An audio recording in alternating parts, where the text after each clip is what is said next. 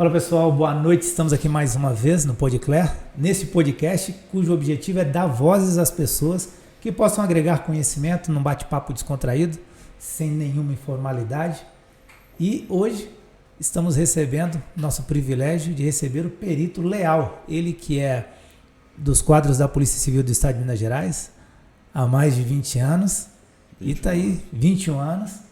E viaja o estado inteiro realizando perícias criminais. E hoje nós vamos bater um papo bacana, tirar dúvidas com ele sobre perícia criminal. Seja muito bem-vindo, Léo. Obrigado. Prazer estar aqui. Vamos lá, Léo, conta pra gente, pro nosso público aí, como é que foi esse interesse em entrar para a Polícia Civil de Minas Gerais e como foi essa fase de prova, ingresso na carreira, suas expectativas até hoje.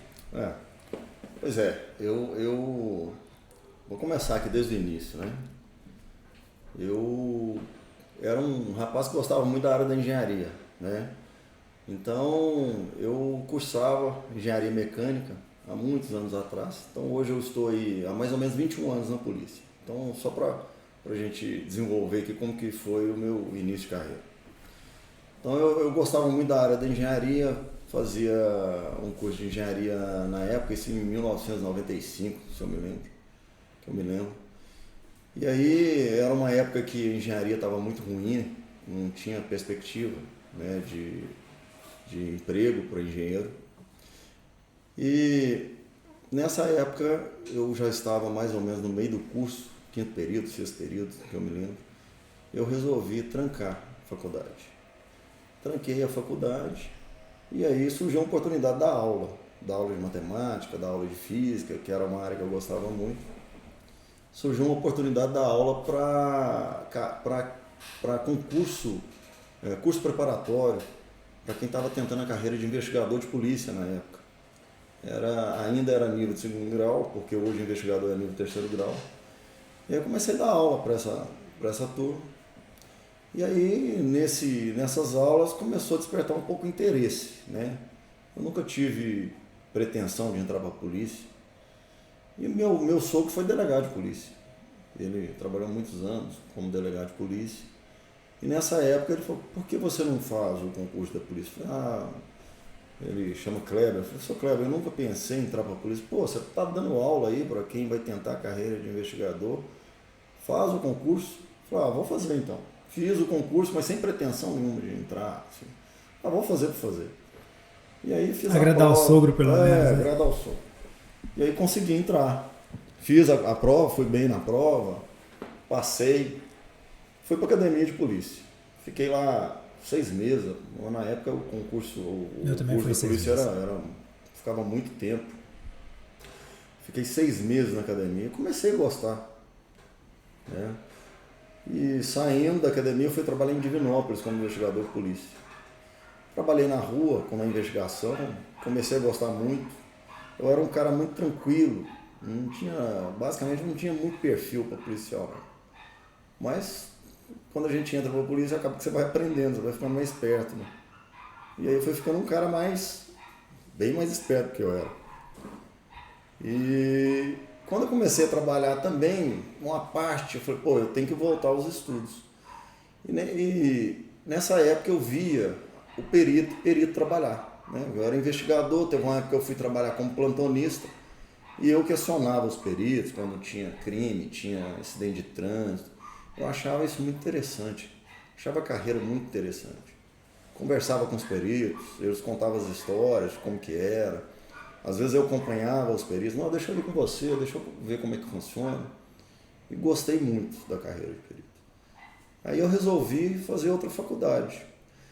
Fui fazer bioquímica, farmácia bioquímica, e essa farmácia tinha ênfase em toxicologia.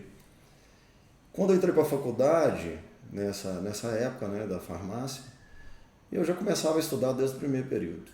Que eu queria, já tinha um foco, eu quero ser perito criminal. Comecei a estudar desde o primeiro período, segundo. Tanto é que o pessoal da minha sala, eles ficavam até brincando comigo, porque tinha prova, né, de alguma matéria, eu não estava nem aí para as provas. Eu tirava 60%, que era o basicão. Na faculdade? Passar com 60% tá bom. Enquanto a turma estava estudando com as matérias, eu estava lá na biblioteca estudando para concurso de perito.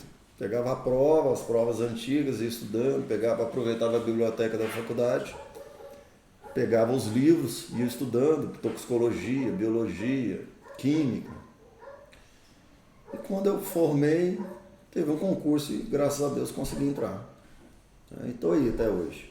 Agora, de investigador para perito. Isso, né? Na verdade, né, depois que eu entrei como investigador, eu fiz aí o concurso para perito. E hoje eu já tenho mais ou menos 16 anos na carreira de perito criminal. Bacana. Quais são os maiores desafios hoje da carreira de perito? Assim, se alguém quiser ingressar hoje na carreira de perito, o que você dá como sugestão a porta de entrada hoje? Olha, tem uma galera que nos assiste, cara, que é universitário, que tá aí... Gosta muito dessa área. Uma galera que tá querendo saber o que fazer da vida, tá naquela dúvida dos 20 anos, dos 30. Tipo assim, porta de entrada. Poxa, quem quer ser perito? Minha filha, por exemplo, disse que quer ser perita criminal, tá assistindo a gente lá. Ah, é? E não Legal. tem nenhum incentivo meu, nenhum. Sim. Assim, dizer que eu incentivo, que eu nada. Ela gosta dessa área, tá lá. Tem 12 anos. O que você diria para quem quer ser perito, assim, qual que é a porta de entrada? Bom, hoje, para ser perito, nós temos aí, vamos distinguir as carreiras, né? Quando fala perito são pessoas especialistas em determinadas áreas, né? Então, por exemplo, eu posso falar que você é perito em podcast, vamos falar assim. Aprendi isso. Por exemplo, tem um indivíduo que tem um conhecimento muito grande na área de eletrônica, então ele é perito naquela área. Mas quando a gente fala perito criminal, é uma carreira muito específica. São pessoas que têm um conhecimento do crime. São pessoas que têm um conhecimento do local de crime.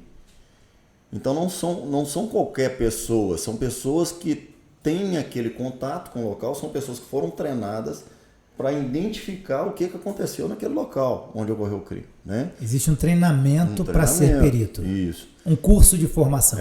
E hoje o que nós temos? Nós temos hoje, né, no campo judicial do processo, né, nós temos o perito criminal, que é o perito oficial da polícia, né? Então nós temos aí tanto da Polícia Civil quanto da Polícia Federal. Então são duas carreiras, um de âmbito estadual e outra de âmbito federal. E o perito do caso do âmbito estadual, né, porque são crimes comuns, são crimes contra a pessoa, crimes contra o patrimônio. E a Polícia Federal já é um crime mais específico. Aí você tem um perito lá criminal, ele vai trabalhar mais o quê? Análise de drogas, análise de documentos, análise de contábeis, análise de informática, né? Agora, quando se trata... Agora, eles também têm um conhecimento de crime contra a vida? Tem. Porque caso ocorra um crime de âmbito federal, sei lá... Contra a autoridade federal. Uma autoridade federal. Quem vai fazer? Perito, né? Criminal federal. E no caso do Estado, o que mais nós temos aí são crimes contra a pessoa, homicídios, né? Então aquela pessoa tem que estar treinada para identificar as evidências relacionadas àquele crime. Mas esse treinamento ocorre na academia? Na academia na de formação, polícia, né? Isso. Então, hoje o perito criminal, a gente vê muito aí falando, curso para perito criminal. Muita gente, às vezes tem algumas pessoas que começam a dar cursos relacionados à perícia criminal. Pô, perito criminal só se forma dentro do ambiente policial, dentro de uma academia de polícia. Tá? É uma função de Estado, né? É uma função de Estado. Não tem como eu ser perito criminal formado por uma academia ou um curso de perícia criminal de uma, sei lá, uma instituição qualquer. Não tem como. Tá? Então para ser perito, você tem que fazer concurso. É um concurso público do Estado ou no âmbito federal, especificamente para essa carreira. E aí como que é esse concurso? Esse concurso vai depender do edital. Tá? É de nível superior, tá? E o edital às vezes vai especificar o tipo de curso que é obrigatório. Por exemplo, o último concurso da Polícia Civil para perito criminal, eles colocaram especificamente algumas carreiras. Estavam necessitando de perito da área da engenharia civil, perito da área da geologia, veterinário, porque agora muitos crimes relacionados aos animais, tinham poucos peritos dentro da Polícia Civil que tinham a formação. Pra você ter uma ideia, quando eu entrei para a carreira de perito criminal, da minha sala lá da academia, 60 peritos, de 60, 40 eram bioquímicos. Talvez porque a prova ela tendeu mais para quem tinha conhecimento da área bioquímica. Então eles vão mudando de acordo com a necessidade. Se pegar o edital e for ver a análise do edital. Então, por exemplo, tá sobrando bioquímico dentro da perícia criminal do Estado, mas nós estamos precisando de engenheiro. Gente, então vamos trabalhar a prova de forma que quem tem conhecimento de engenharia vai entrar.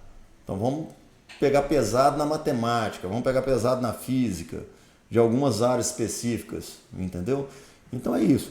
Então assim, se a gente falar qual que é a melhor forma de estudar, não, tem que pegar o edital, ver o que eles estão pedindo, quais as carreiras que eles estão necessitando, né? E trabalhar os estudos. Estudar de acordo com o edital, né? De acordo com o edital. Caminho mais... Isso. Eu digo sempre que a melhor forma de estudo é aprender o edital. Aprender o edital. Estudar o que o edital está cobrando e pegar provas anteriores. E pegar provas anteriores. Eu particularmente estudei pelas provas anteriores. Eu também. Mas eu percebi que as provas mudavam muito, como eu te disse. Ela tinha uma linha de raciocínio, você estudava aquela prova. Depois no outro ano tinha outra completamente diferente. Mas aí, por estatística, né, você pega a de 2000, na época de, sei lá, 1999, de 2001, do concurso de 2003, do concurso de 2005, aí você tinha aquela variação. Aí você estudava basicamente o que... Fazia um compilado de tudo e estudava aquilo. Né? Eu falo que no direito as questões, o jeito de perguntar pode mudar, mas o conteúdo geralmente vai ser o mesmo. É o mesmo, Você basicamente. vai trabalhar sobre, na parte geral de teoria do crime, você vai ter uma parte destinada à lei penal no tempo, lei penal no espaço, teoria do crime em teoria si. Do crime, sim. Vai trabalhar fato típico, ilicitude, culpabilidade. No fato típico, aí você vai ter conceito analítico de crime, nas ilicitudes, estado de necessidade, legítima defesa, estrito cumprimento, dever legal, exercício regular de um direito, pode ser perguntado de forma diferente, mas esses temas serão perguntados naturalmente se eles forem abordados. Então, se você consegue saber o conteúdo, mudou a forma de perguntar, você consegue responder. E as provas anteriores é o melhor exercício para isso. E eu lembro que na minha época, quando eu fiz as provas, na época não tinha, por exemplo, medicina legal, hoje já tem. Né? Teve uma época que eles pediam até noções de criminalística. Então, assim, muda muito, varia muito. Eu acho que esse último concurso agora, que eles pediram, assim, especificaram mais as carreiras, né? Precisava mais, muita gente da área da engenharia, aí fizeram provas diferentes. Você tinha, por exemplo, pessoas que se inscreviam como a carreira de perito com ênfase na engenharia e faziam uma prova mais específica para a carreira deles. Né? Eles necessitavam aí de engenheiro civil, geologia. Depois daquele caso de Furnas, que caiu aquela... Acho que de Furnas aqui em Capitólio, né? Capitólio, isso. E aquele da Vale também, né? Da Vale, isso. Aí, então estavam necessitando de pessoas com conhecimento da área de engenharia, de minas e geologia. Eram poucos, muito pouco perito. E eu acho que até... Porque nós temos lá no Instituto de Criminalística a seção de engenharia. Só que eles estavam focados muito na questão da engenharia em si, como engenharia civil, desabamento de prédio, queda de laje, alguma coisa nesse sentido. Tá? Incêndio, imóveis, incêndios. Então, como eles estavam muito focados nisso e começou a surgir outras demandas, como esse caso de Furnas, né, de Capitólio, caso da Vale, então, nós temos que ter profissionais com mais qualificação nessa área. E começaram, então, a fazer concurso também voltado para absorver esse tipo de profissional. O Estado se preparando para ter profissionais qualificados para atuação nas áreas específicas. É necessário, né? Sim, claro. Na verdade, a demanda exige a qualificação daquele profissional. Isso. E a demanda hoje, se a gente pegar aí, hoje, crimes da área de informática, celulares. Então hoje essa área é uma área que tem uma demanda muito grande. Né? Como é que ficou a perícia após a legislação que regulamenta a cadeia de custódia? Houve modificação do Instituto de Criminalística para saber lidar com essa legislação? Houve alguma mudança interna com relação aos documentos, aos procedimentos a serem adotados pela perícia, pelo Instituto de Criminalística e pelos peritos para a preservação da prova? Eu acho que foi uma inovação, né? Isso foi na época o Sérgio Moro, né, que propôs essa mudança. É uma inovação porque eu acho que isso a gente vê muito nos Estados Unidos, por exemplo. Eles têm eles dão uma importância muito grande a essa questão da cadeia de custódia. E no Brasil a gente basicamente não tinha isso. Era como se fosse assim, você apreendia um vestígio no local, examinava o vestígio e quase que descartava esse vestígio. Ou às vezes esse vestígio acompanhava o laudo pericial e ficava num depósito lá dentro do fórum e ficava por lá. Ninguém sabia o que poderia acontecer com o vestígio, poderia sumir, poderia se deteriorar.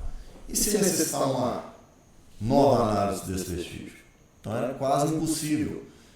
São vários casos, por exemplo, fazia perícias de imagens, né? Você tinha um CD, um suporte onde estava contido essas imagens, né, de um crime, será um acidente de trânsito, em que ele constava um veículo colidindo com outro, que poderia determinar a velocidade através daquelas imagens.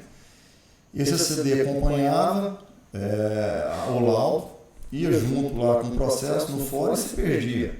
E às vezes um assistente técnico da parte necessitava de reanalisar aquelas imagens e não encontrava o CD. Né? Ou mesmo droga. Né? Drogas, por exemplo. Você faz análise de droga, depois aquela droga era o quê? Incinerada. Então quer dizer que o perito falou que aquele pó branco é droga e pronto, acabou? E se não for? Ele tem fé pública. Mas será que eu não posso ter condição, eu como sendo a pessoa que está sendo denunciada, eu não posso ter o meu direito de refazer uma análise daquilo ali? Né? Hoje, teoricamente, sim. Então, hoje todo o material apreendido, ele entra numa cadeia de custódia. Ele é acondicionado de forma adequada, né? Ele é um vestígio que é rastreável, em qualquer momento você sabe onde ele vai estar, e ele é preservado.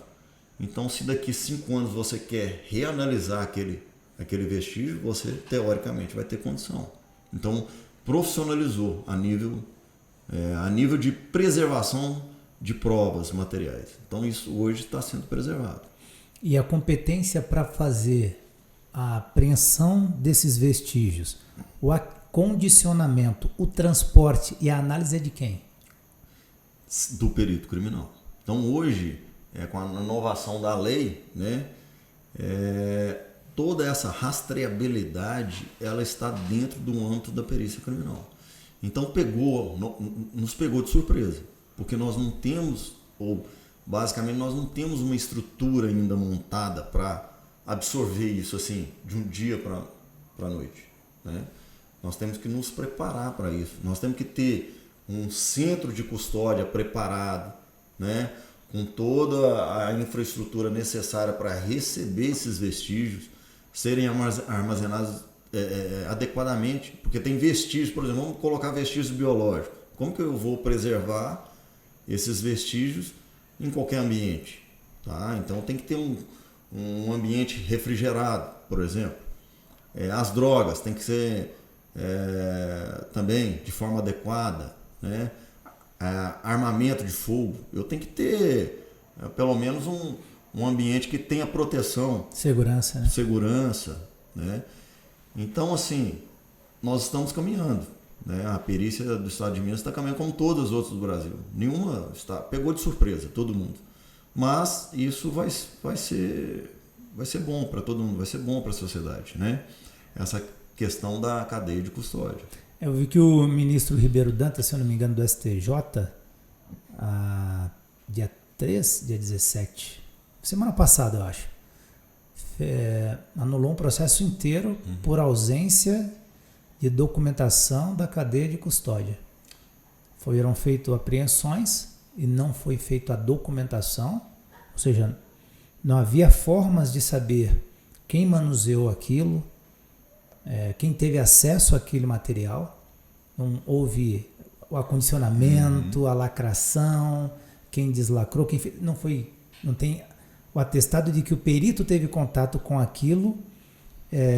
Parece que na matéria que eu li, banco, perícias contratadas pelo banco, assistente técnico, teve acesso antes da própria perícia àquele material que teria que ser periciado. Aí já quebrou toda a cadeia de custódia. Porque me parece que a cadeia de custódia ela vem com o objetivo de garantir a fidedignidade dos vestígios para que ele possa servir de fato como prova, para que o juiz, ao decidir, ele se debruce sobre aquilo que foi examinado por perito, por alguém que tenha conhecimento técnico para fazê-lo, não é isso? As pessoas não têm o conhecimento do ambiente policial. Imagina só, você aprendeu um vestígio qualquer. Vamos colocar. O que é vestígio? Só para o pessoal que nos assiste ter ideia do que é isso. Vamos falar o que é vestígio. Hoje, basicamente, o único profissional que tem competência para falar que aquilo é vestígio ou que serve como elemento de prova seria o perito criminal, vamos dizer assim. E isso num ambiente de um crime. Você chegar num local e você encontrar vários objetos, e você tem que ter uma pessoa para entender quais objetos têm relação com o crime. Quais daqueles objetos têm relação com a dinâmica do crime. Vamos dar um exemplo que está muito, muito recente, aquela chacina de Sinop, Mato Grosso. Sim. Tipo, acho que o cara chegou no bar atirando... Num caso de 7, 8 pessoas. Estava jogando sinuca. Isso. Tipo, o perito chega naquela cena, tem um bar, tem sinuca, tem taco de sinuca, tem bola de sinuca, tem mesa de bar, tem garrafas espalhadas. Isso não interessa para a perícia. Em tese, os vestígios vai ser aquilo que for coletado, que interessa para a investigação. Na verdade, assim, o perito, quando chega no local, ele vai tentar interpretar, ele vai tentar traçar a dinâmica do evento. Então ele vai encontrar uma mancha de sangue na parede, ele vai encontrar uma gota de sangue no chão, ele vai encontrar um objeto caído, quebrado num canto, ele vai encontrar uma arma, um estojo de disparo de arma de fogo que foi ejetado da arma num outro canto, e ali ele vai começar a entender o que aconteceu, tá? Mas dentre esses objetos tem vários outros. Pode ter um copo, pode ter, sei lá, qualquer tipo de objeto. Um tapete, um cachorro, um gato. O que tiver. Só que o que é importante para a dinâmica do evento? O que teve relação ali naquele evento? Esses vão ser vestígios, tá? E, na verdade, inicialmente, eu até conceituei um pouco errado. Quando você chega no local, basicamente quase tudo ali pode ser vestígios de um crime, tá? Mas a partir do momento que o perito consiga qualificar ou separar aquilo e traçar uma dinâmica e perceber que alguns têm relação com o evento do crime e outros não, então esses vestígios eles passam a ser classificados em indícios, os que têm relação com o crime. E os outros não têm, são descartáveis. Esses que têm relação, então eles vão ser o quê? Analisados, fotografados, porque você tem que registrar o local de crime. Por que o perito tem que fotografar o local? Ele tem que registrar aquilo para quê? Para perpetuar. Tá? Por isso a necessidade da preservação, não é isso? Preservação, muito importante. Então ele tem que perpetuar aquele local, porque se daqui a 20 anos eu quero... e aquele caso de 20 anos? Não foi esclarecido ainda, mas tem condição da gente tentar esclarecer. Estados Unidos, vou te dar um exemplo. Tem crimes de 30 anos atrás que está lá bem registrado. as evidências bem guardadas, acondicionadas, e que na época não existia DNA. Exatamente. E hoje eles estão desarquivando esses crimes e estão solucionando. E descobriu que muita gente... São milhões de crimes que eles estão fazendo isso. Muita gente injustamente condenada, cumprindo Sim. pena em sistema rigoroso de cumprimento de pena e depois descobre-se que não era o autor do... Pelo achismo, né? Pelo achismo. Isso no Brasil, né? No sistema nós como temos muito, né? Várias pessoas condenadas sem provas, sem evidências materiais detalhadamente interpretadas, né? E de forma conclusiva, que tem relação com aquele crime, não tem elementos materiais, mas que uma investigação subjetiva fala que foi ele, mas por que foi, porque... e aí vai por isso aí. E o indivíduo é condenado por essas situações. Estou até lendo um livro então, chamado... a importância da cadeia de custódia é essa. Tá? De alguma forma, a ideia é reduzir os erros judiciais. Reduzir os erros judiciais. E investigativos também, os erros policiais, né? Também. Preserva a autoridade policial, preserva o perito, preserva os investigadores, preserva o Estado enquanto instituição persecutória. Sim. Fazer um trabalho dentro da legalidade de garantia do contraditório. Bem qualificado. Bem qualificado. E a gente sabe o seguinte também, eu acho que é como eu disse, não é do dia para a noite, né? A gente vai se qualificando com o tempo. Então, com essa inovação da cadeia de custódia e pelo que tem ocorrido aí, como você disse, vários processos que estão caindo por terra porque não tinha elemento, quebrou-se a cadeia de custódia, o próprio sistema judicial vai aprendendo com isso, né? E vai deixando de prender muita gente inocente aí por falta de prova, né? E às vezes por achismo, que é isso que a gente vê muito aqui hoje. E me diz uma coisa, esse material todo que é apreendido, que aí passa a ser vestígios, né? Indícios. Passa a ser indícios. Ou evidência. Ou evidência. Nós temos aqui um campo, eu entrei num local de crime, vários elementos lá que nós temos aqui um conjunto de elementos que são, entre aspas, pode ser vestígios, são vestígios que possam ter relação com o crime.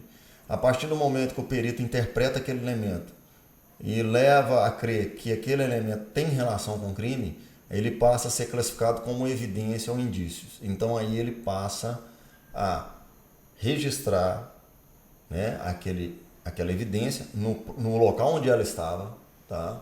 Ele vai descrever ele, tá? Ele vai perpetuar essa evidência, como eu te disse no exemplo do caso dos Estados Unidos, né? Lá nos Estados Unidos você consegue desarquivar crimes que ocorreram há 30 anos atrás e você tem condição de analisar o local que está bem registrado, você consegue analisar os vestígios que está bem acondicionado e você consegue reanalisar esses vestígios. E aí você consegue chegar a uma autoria há 30 anos que se passaram, que na época eles não tinham condição.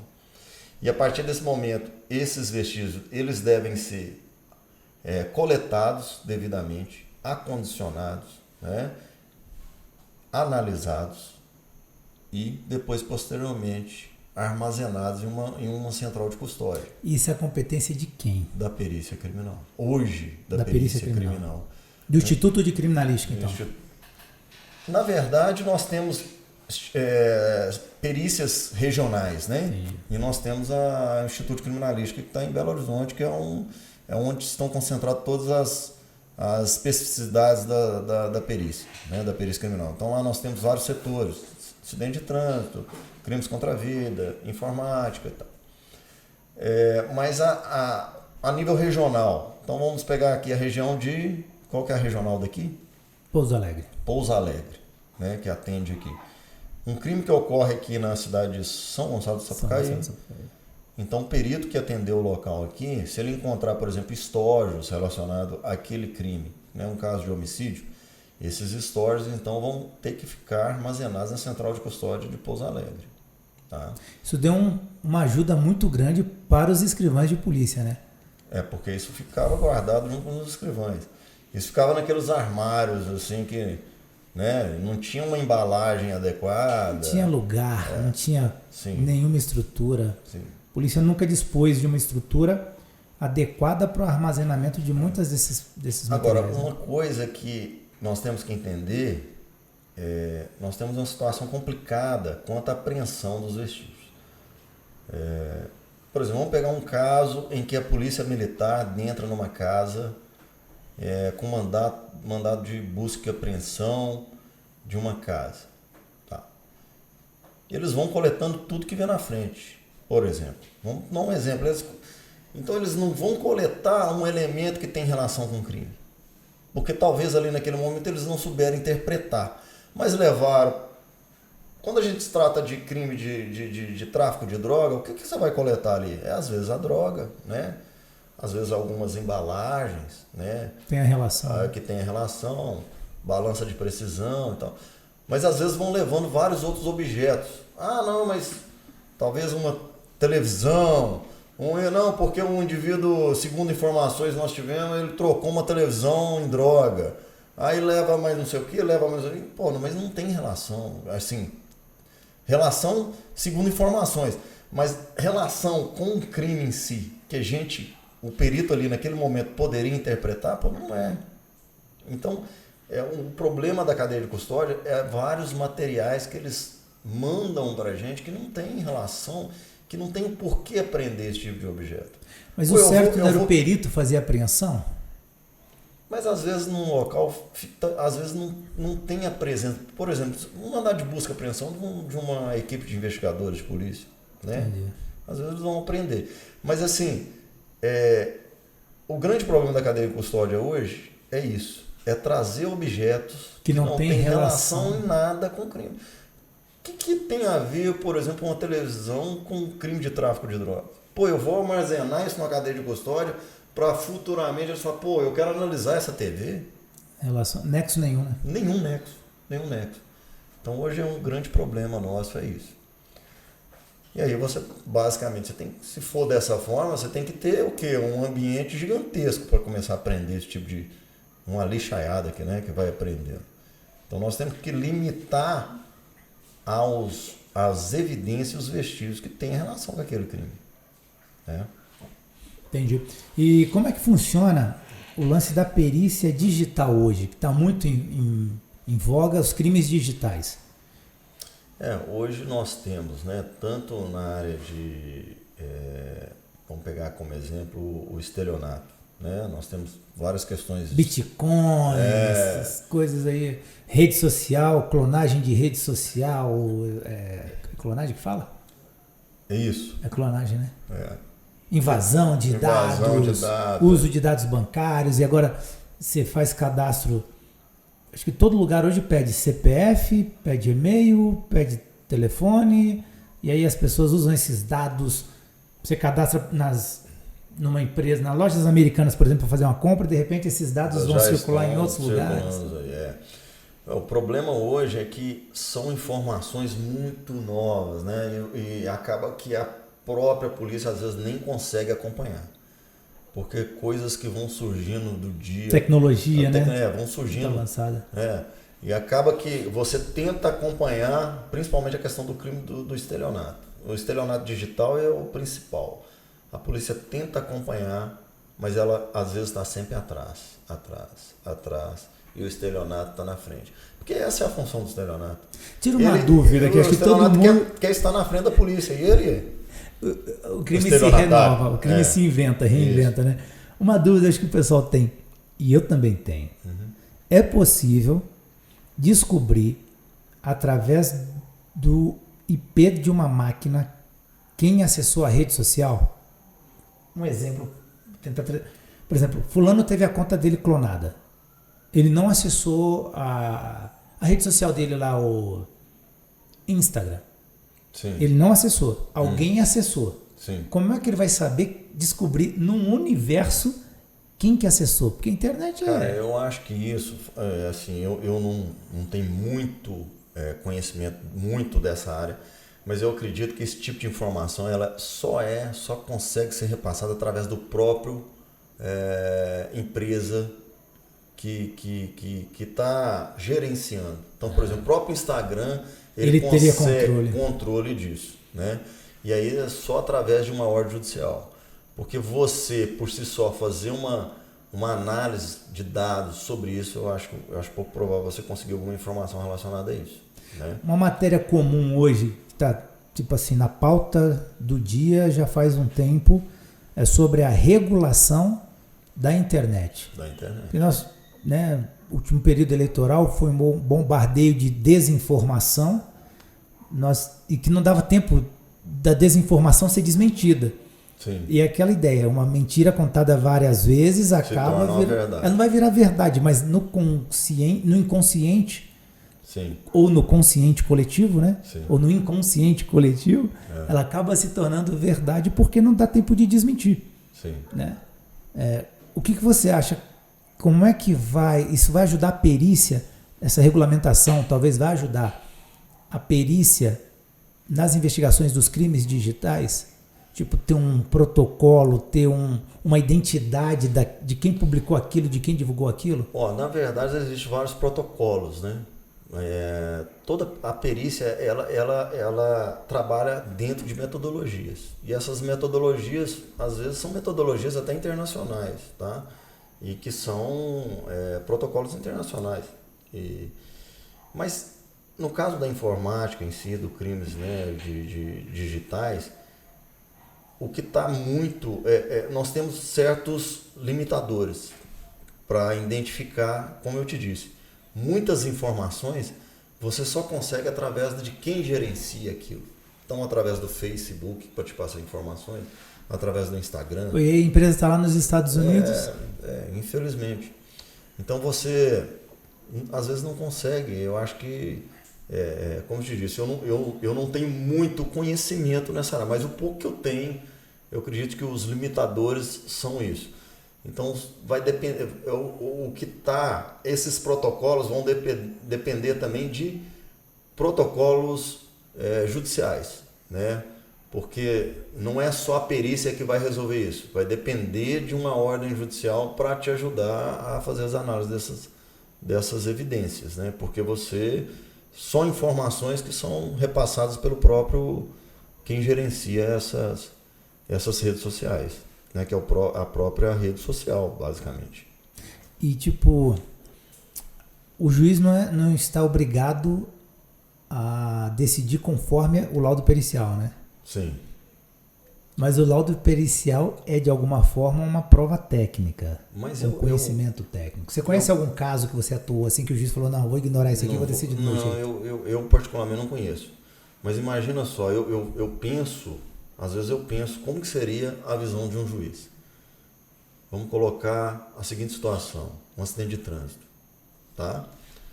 Aí você tem várias testemunhas que viu o acidente, só que cada uma fala uma coisa. Isso é uma experiência que vocês podem fazer. Você pode colocar uma pessoa, por exemplo, numa esquina onde houve um acidente de trânsito. Pegam 4 pessoas, uma em cada ponto da esquina.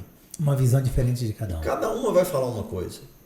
Só que, dentre essas testemunhas, você tem uma prova material, em que o perito vai falar que a colisão se deu porque o veículo tal atravessou a via e não parou na placa de pare, a preferência não era dele.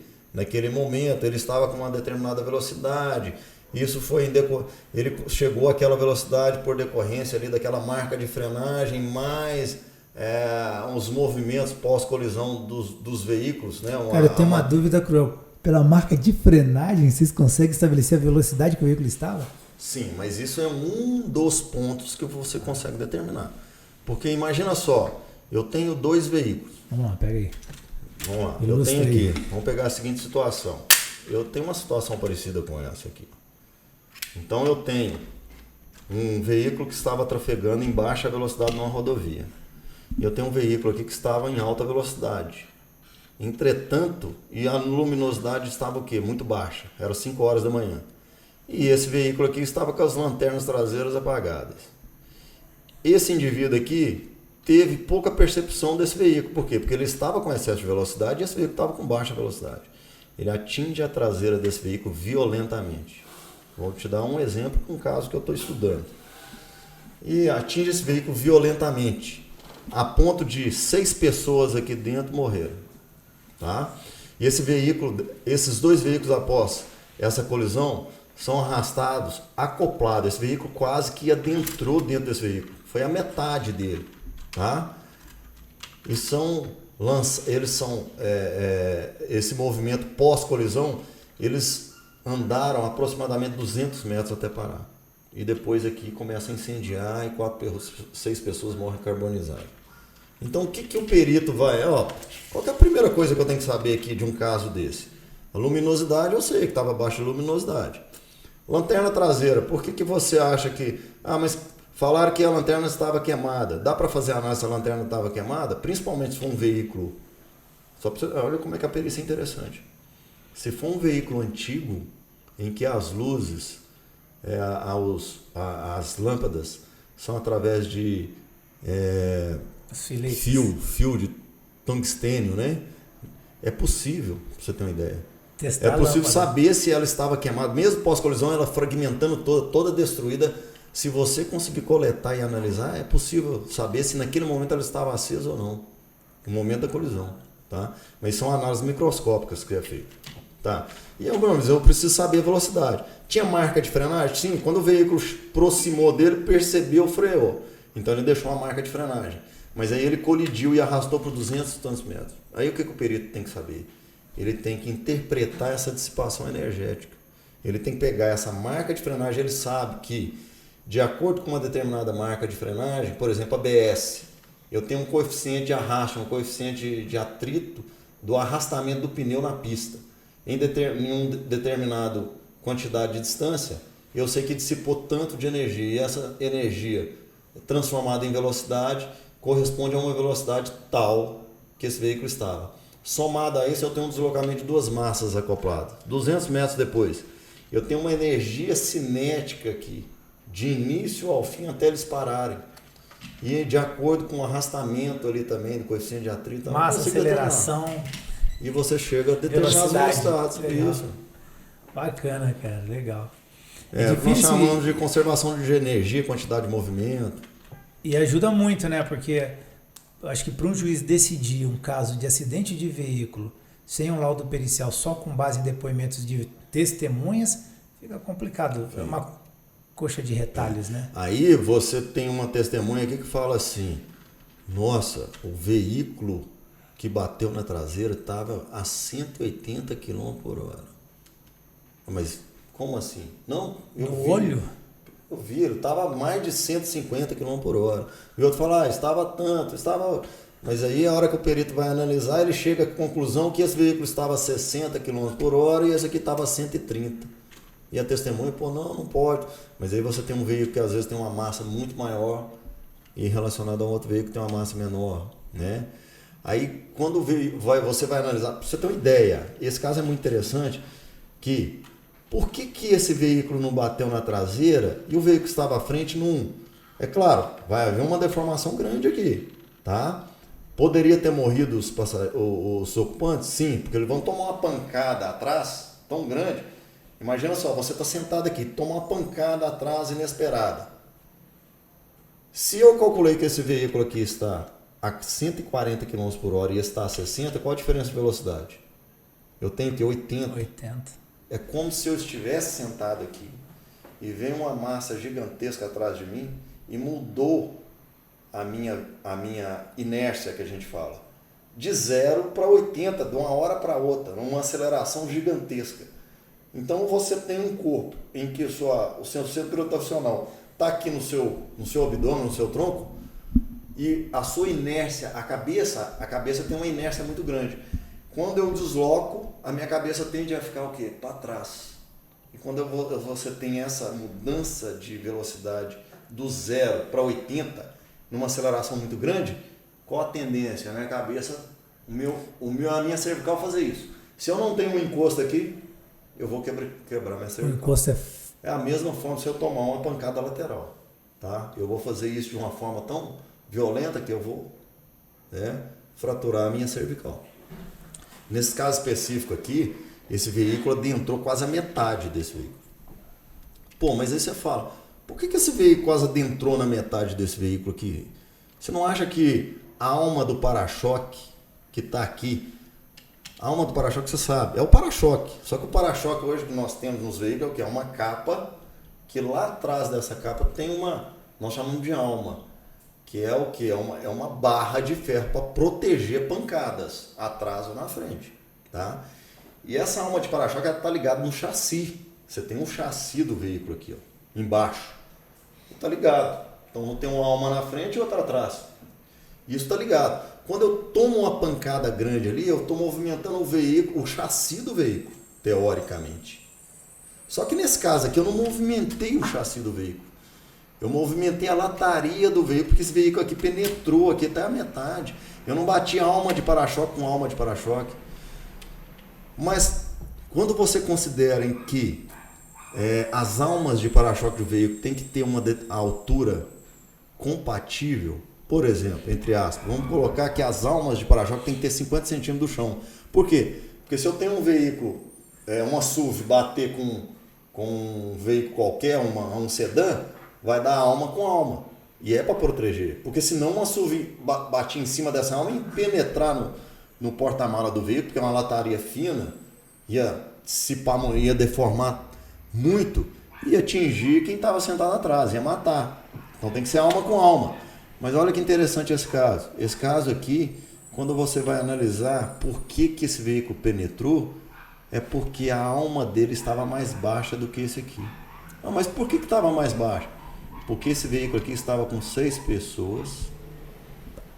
Além da capacidade. E ele ainda estava com muita mala embaixo. E aí o que aconteceu? O amortecedor dele o quê? Abaixou. E aí a alma dele, por coincidência, ficou um pouco abaixo da alma desse veículo. E aí quando esse veículo atingiu, ele não atingiu na alma. Porque se tivesse atingido na alma, esse veículo que ia deslocar e ia arrastar. Tá? Não, ele atingiu em cima e foi penetrando num veículo ou outro. Então isso tudo a perícia vai relatar.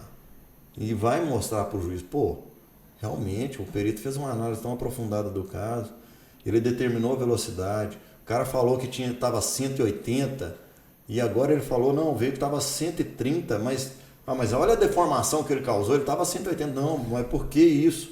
Porque naquele momento não foi uma alma de para-choque que bateu com uma alma de para-choque. O veículo estava um pouco acima porque esse aqui estava com excesso de peso. Então, está vendo os detalhes? São muitos detalhes que você consegue demonstrar de um evento. Cara, me lembro da perícia do caso Nardoni, cara. É muita coisa. Eu lembro que eu dava aula na faculdade de medicina legal. Eu dava aula de medicina legal e um exemplo de perícia foi daquele caso. Que eles conseguiram cronometrar o tempo de deslocamento do casal. Sim. Né, para dizer, porque a tese de defesa é que teria uma outra pessoa. É que teria uma outra pessoa que Sim. não o casal ali que poderia ter arremessado a criança da janela. Eles disseram que era um rapaz de camisa preta. Que e tinha a perícia, no apartamento. E a perícia consegue cronometrar e falou: jogar a menina de fora. É impossível nesse time. De acordo com. Na verdade, aquele caso tem muito. Eu falo o seguinte: é muito interessante isso. Hoje é sem graça para o perito chegar num local de crime e ver que aquilo é crime de execução. Vou te dar um exemplo clássico. 90% dos crimes de homicídio hoje, você chega lá no local, é um indivíduo que tem relação com o tráfico de drogas, que estava andando na rua, chegou um cara de moto, ou às vezes a pé, e efetuou vários disparos. Hoje, basicamente, o perito era a mesma coisa, sempre o mesmo local. É um corpo, vários estojos de disparo de arma de fogo, né? O corpo todo cheio de perfuração, né? E ali ele inicia com alguns disparos no tórax e depois, quando ele cai no chão, o indivíduo vai lá e efetua mais vários disparos na cabeça. Execução. Então, hoje, teoricamente, ou praticamente, o perito quase muda só o endereço. É o nome da vítima, o endereço, o nome do disparo, perfurações. Tá tudo igual. O lance do trajeto, trajetória... Não... Agora, o perito acha interessante quando ele vai fazer um crime planejado. Estudo de caso. Quando ele chega, por exemplo, principalmente em crimes passionais, quando o cara planeja um crime. Eu tenho um exemplo interessante. Um marido que mandou sequestrar, que planejou sequestrar a esposa, executou ela para falar que foi um sequestro. Só que, pela perícia, nós chegamos a uma conclusão que estava tudo planejado, não foi nada disso. Tudo foi um caso muito bem pensado. Então, quando o perito chega num local desse, ele... Mas como é que vocês descobriram? É interessante isso. Eu estava de plantão. Isso era acho que uma quinta. E depois eu estava de plantão numa quinta, à noite. E eu continuar o meu plantão. Troquei, fiz uma troca de plantão. Porque hoje a gente não pode fazer 24 horas, faz 12. Mas eu tinha feito uma troca. Então eu estava 12 horas à noite e 12 horas de dia. Quando eu estava no dia anterior à noite, era por volta de 6 horas da tarde, eles mencionaram: ô Léo, nós estamos com homicídio. Desculpa. Nós estamos com um caso aqui em Itaúna, isso perto da cidade, Itaúna. Possível sequestro. Só que o delegado pediu para você vir aqui fazer uma análise da casa, porque a casa, os autores adentraram na casa, mexeram na casa toda e sequestraram a mulher. Eles queriam que você viesse aqui para tentar coletar alguma digital. Eu falei: vamos lá, vou lá. Aí eu fui. Cheguei lá no local, o marido estava lá chorando, aos prantos, né, aquele drama total. Eu fui conversar com ele. O que aconteceu? Ele falou: não, eu marquei de tomar uma sauna no clube e fui para a sauna. Cheguei aqui em casa, eu encontro a casa revirada, não sei onde está a minha esposa, o carro dela não está aqui, ela sumiu, eu tento ligar para ela, não consigo falar com ela. Sequestraram a minha esposa. E assim, a casa é uma casa muito boa, então pode ser que tenha ocorrido isso. Será que o pessoal vai pedir resgate? Mas nós sabemos que hoje nós não temos crime de sequestro assim, né? Hoje é muito mais fácil saidinha de banco, ou aquele golpe do Pix, né? Umas coisas assim. Aí eu comecei a fazer a análise do local. Percebi que tinha várias coisas reviradas na casa. Aí segundo ele, havia um dinheiro na cabeceira da cama, que ele tinha um compartimento lá, que ele colocava dinheiro. Alguém mexeu, pegou o dinheiro. Aí ali eu coletei algumas digitais, realmente consegui algumas digitais. E beleza. Fiz o local. E esperando ver o que vai acontecer. Fiz o local, coletei as digitais. É tipo o filme mesmo, joga aquele pozinho. Sim. E aí cada superfície você utiliza um tipo de pó. Então, por exemplo, esse copo aqui em que alguém pegou, o pó que eu vou utilizar aqui para revelar não é o mesmo que eu vou usar nessa mesa. Que não é o mesmo de uma substância metálica, de uma superfície metálica. Cada superfície tem um tipo de pó. E vocês têm um banco de dados depois para pegar essas digitais e pesquisar elas? Não, aí é um problema. Nós não temos. E isso é o que está sendo estudado com a nova carteira de identidade que está para ser criada, né? Você criar um banco de digitais nacional. Nacional, né? O que nós temos são fichas. Você lembra quando você fez a identidade, sei lá, botava o papelzinho naquela ficha da datiloscópio e essa fica lá guardada no Instituto de Criminalística.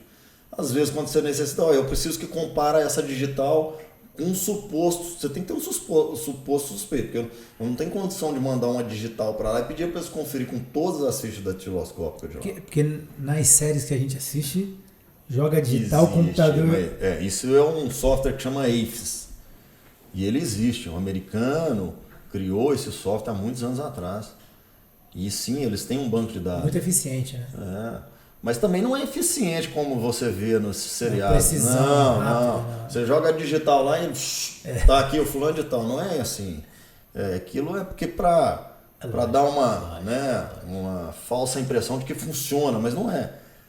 Esse AFIS, pra você ter ideia, quando você joga digital ali, ele vai ficar processando, são milhares de pessoas. Ele tem que analisar digital por digital, num banco de dados. Às vezes ele demora 1 dia, 2 dias, 3 dias para processar. E quando ele processa e te dá um resultado, ele não dá um resultado, é fulano de tal. Ele dá probabilidades.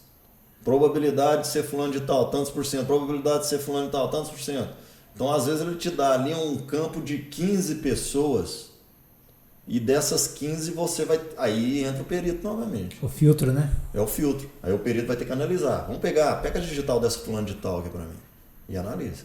Tá? Então, essa que você coletou na casa, então, em tese, você armazena ela. Armazena porque se uma investigação surgir um suposto suspeito, a gente vai pedir o quê? Para coletar a datiloscópica dele, para fazer a análise, comparar se ele esteve no local ou se tocou em alguma coisa no local. Se tem digital, a digital é dele, então ele esteve ali, né?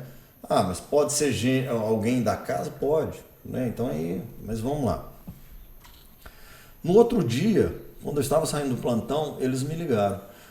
Falaram, Léo, você lembra do caso da noite do sequestro? Sim, claro, fui lá. Pois é, encontraram a mulher. Falaram, que bom, encontrou a mulher. E aí, o que foi? Não, encontrou ela morta. Falei, não, você está brincando, morta? Sim. Ela está aqui numa estrada vicinal, indo para uma determinada região, está dentro do carro dela. Falei, então, aí acionou novamente a perícia, eu fui lá. Sabendo de uma situação dessa, a primeira coisa que a gente já vai pensando quando sai, porque é um crime que foi planejado, porque pelo que eu vi lá, sequestrou a mulher, abandonou, não é um crime que a gente vê de execução, assim, tem um planejamento nisso aí, né?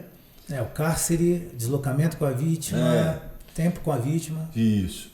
E aí é o seguinte, então eu já fui preocupado com o isolamento local. Falei, ela tá dentro do carro dela, sei lá, se esse povo já mexeu, já abriu o carro, já mexeu, já olhou. É um monte de digital. Isso, cara, um crime desse é muito importante, isolamento e preservação do local. Eu já fui nessa preocupação. E nesse dia, essa noite, tinha chovido, uma madrugada, tinha chovido. Então, quando chove, você pensa, o perito, quando vai, ele já pensa em algumas possibilidades. O carro estava numa estrada vicinal, estrada de terra batida, beleza. Tomara que não tenha se aproximado do veículo. Populares. Por quê? Pegadas. Pressões de pegada. Porque você tem um piso macio, você vai ter pegada. Marca de calçado. De calçado, essas coisas. Quando eu cheguei no local, tinha 2 policiais militares lá, próximo ao veículo. Aí eu perguntei a eles, pessoal, vocês mexeram no veículo? Eles, não, Léo, nós não mexemos. Nós olhamos o veículo, vimos, percebemos que o veículo era da vítima. E quando nós aproximamos, vimos que ela estava aí dentro, então nós não tocamos no veículo. Nós acionamos o perícia. Falei, que bom. Vocês estão de parabéns. Obrigado. É raro, né? Isola o local aí, não deixa ninguém entrar. Ainda bem, porque era um local que não tinha ninguém. Só estavam os 2 policiais e eu que cheguei no local. Depois foi chegando o pessoal da Polícia Civil, né? Mas também não aproximaram, não. Eles ficaram esperando a perícia feita. Quando eu cheguei no local, ela estava na direção do veículo. E ela estava tombada assim, para cá, com a cabeça encostada no vidro.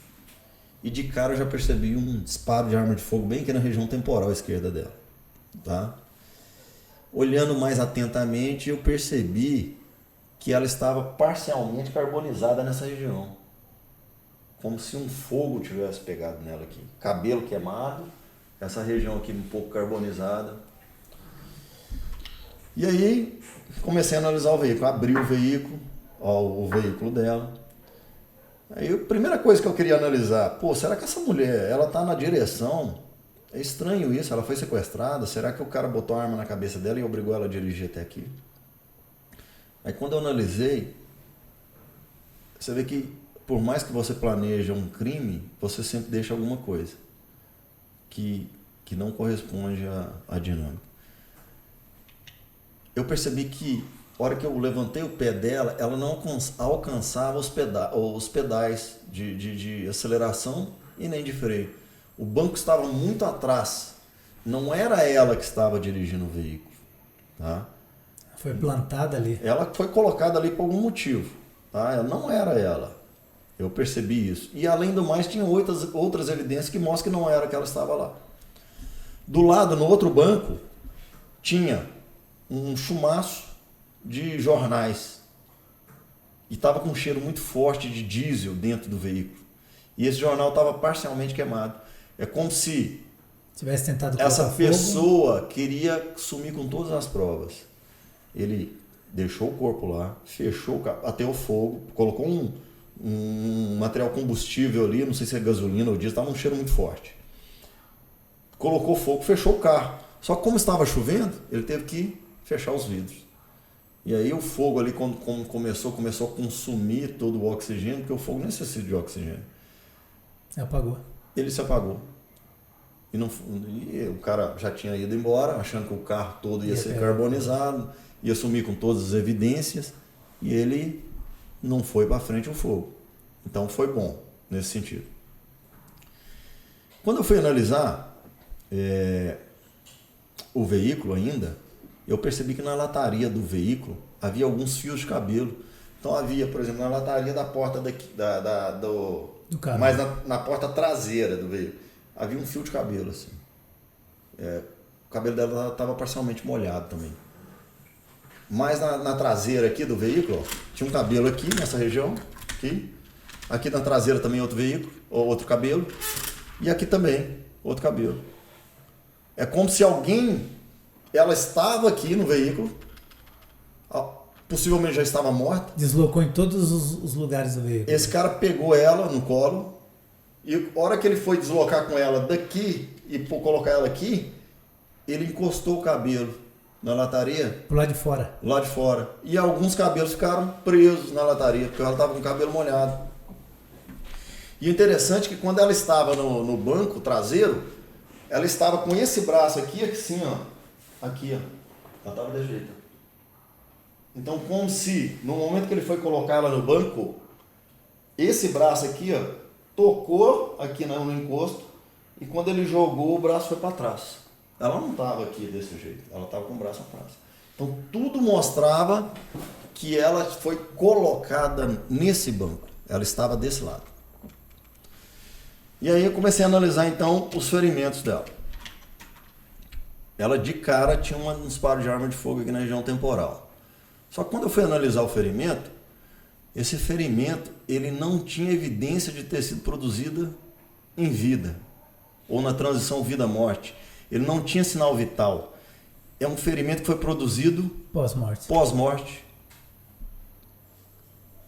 E quando eu comecei a analisar outras situações, ela tinha várias equimoses aqui, ó, na dobra do braço, aqui. Equimose de quê? De pegada, como se alguém estivesse pegando ela tentando sair daquela situação. Equimose tinha demais. Isso foi produzido em vida. A queimadura dela também não tinha sinais vitais. Foi produzida pós-morte. Ela estava morta quando iniciou o fogo. Tá vendo como vai traçando toda a dinâmica? Ela tinha uma lesão aqui, a lesão contusa, de um objeto, como se batesse um objeto nela, pontiagudo. Aqui, ó, bem no supercílio esquerdo, estava aberta uma ferida, uma lesão contusa, que tinha sinal vital. Foi produzido em vida. Então ela tinha equimoses, uma aqui. E além do mais, quando eu fui analisar essa região cervical, ela tinha sinais de esganadura. Ah, tá.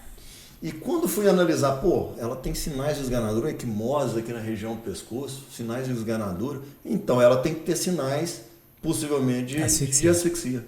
E ela estava com o rosto equimótico, com petecas no rosto, com a conjuntiva toda avermelhada, ela tinha vários sinais de asfixia. Cheguei à conclusão que ela não foi morta por disparo de arma de fogo. Ela foi morta por asfixia mecânica, por esganadura. Por constrição do pescoço. Agora, por que esse disparo na cabeça dela? Olha que interessante. Cheguei à conclusão que esse cara que praticou esse crime é um cara muito inteligente. Ele planejou tudo muito bem. Ele queria botar fogo no carro. E com um carro carbonizado, corpo carbonizado, eu teria condição de analisar essas lesões? Nenhuma. Mas qual a única lesão que eu ia conseguir encontrar? O disparo. Uma perfuração no crânio. Então ele queria isso. Possivelmente para mostrar, ela foi morta com um tiro aqui na região. Para quê? Para desvincular dessa situação de que ela possivelmente foi morta lá na casa. Lá naquele momento, ela já tentaram, matou ela, asfixiou ela lá na casa, transportou ela nesse lado aqui do passageiro. Chegou lá naquele momento, ele tirou ela, colocou naquele banco, efetuou um disparo aqui na região dela e pôs fogo no carro. Agora, sabe o que é o mais interessante disso? Olha como é que esse caso foi esclarecido.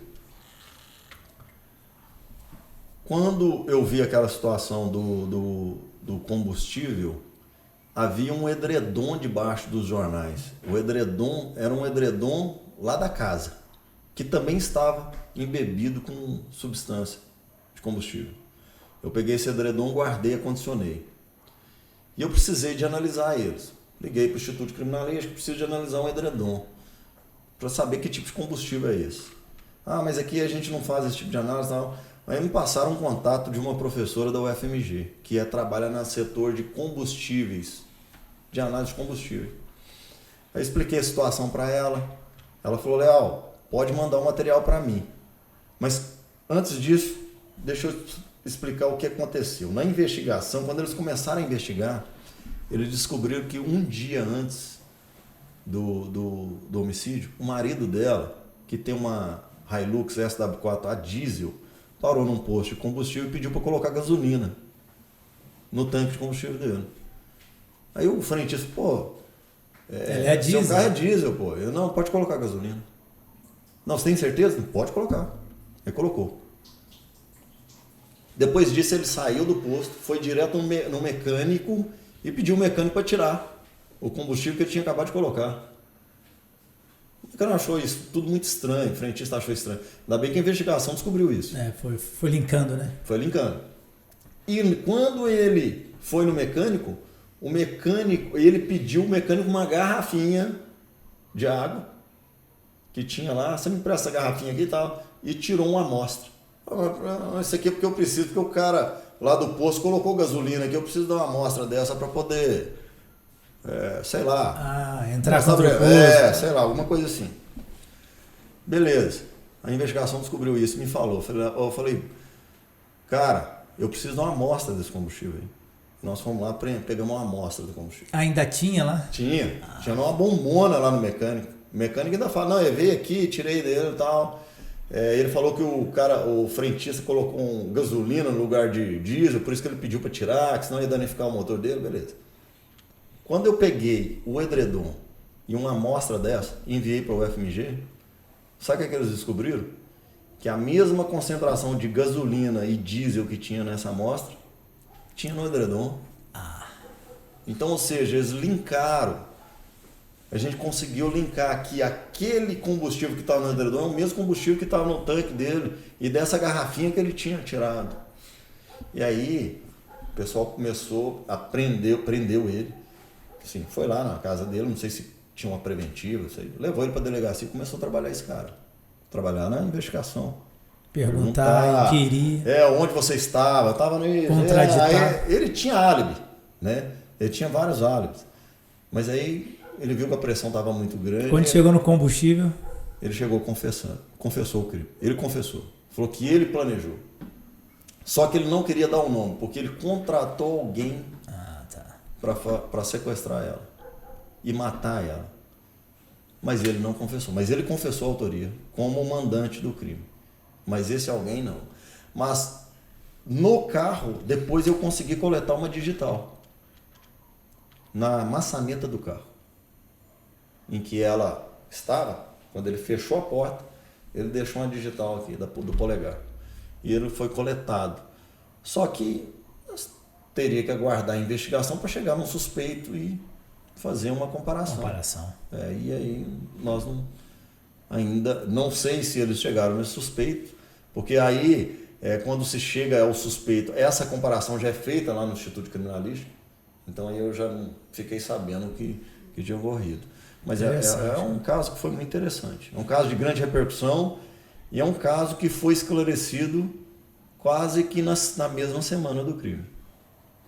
A partir do trabalho de investigação e de uma perícia bem feita. Perícia bem feita. Preservação do local. Preservação do local. Preservação do local.